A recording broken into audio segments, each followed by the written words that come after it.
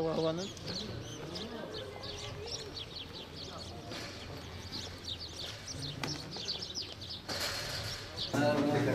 Başkanım hoş geldiniz.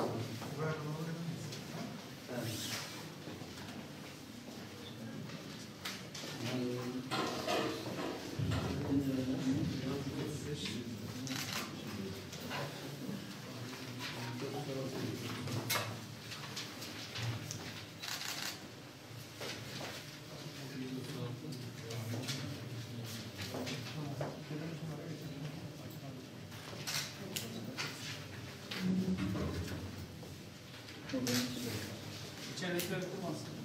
Ben çıktım. Bu taraf boş başladım. Tamam mı? Recep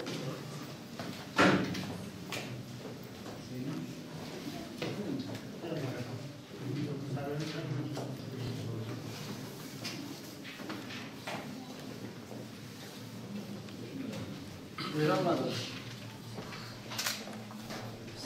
Buradayız efendim. Efendim buradayız. Zeynep. Buradayız efendim. Başkanım.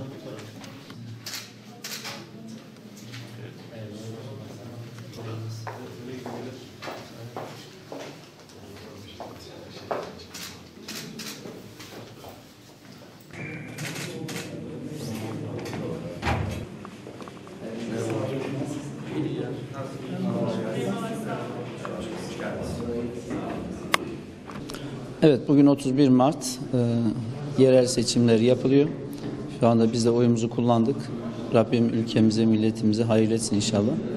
Bugüne kadar herkes sözünü söyledi. Son sözü halkımız söyleyecek. Bugün de halkımızı oy kullanmaya, kararını belli etmeye davet ediyorum. İnşallah huzur içerisinde bir seçim geçiririz, sükunetle bir seçim geçiririz ve çıkacak neticede ülkemiz için, milletimiz için, halkımız için hakkımıza hayırlı bir netice olur diye dua ediyoruz. Demokrasimizin en güzel tarafı herkesin halkın iradesinin oyunu belli etmesi, oyuyla bu iradeye ortak olması. Onun için mutlaka herkesi oy kullanmaya, sandığa gitmeye davet ediyoruz. İnşallah söylediğimiz gibi ülkemiz için, memleketimiz için hakkımıza ne hayırlıysa o netice inşallah tahakkuk eder diyor. Güzel, katılım güzel, gayet sakin bir seçim geçiyor. Tam arzu ettiğimiz gibi. Oy kullanmak da zor değil. 3 pusula bir de muhtarlık var ama çok çabuk oluyor. Baktığım sandıklarda herhangi bir yığılma yok. Dolayısıyla halkımız en güzel bir şekilde inşallah iradesini sandığa yansıtacak ve en güzel netice çıkacak diye ümit ediyorum.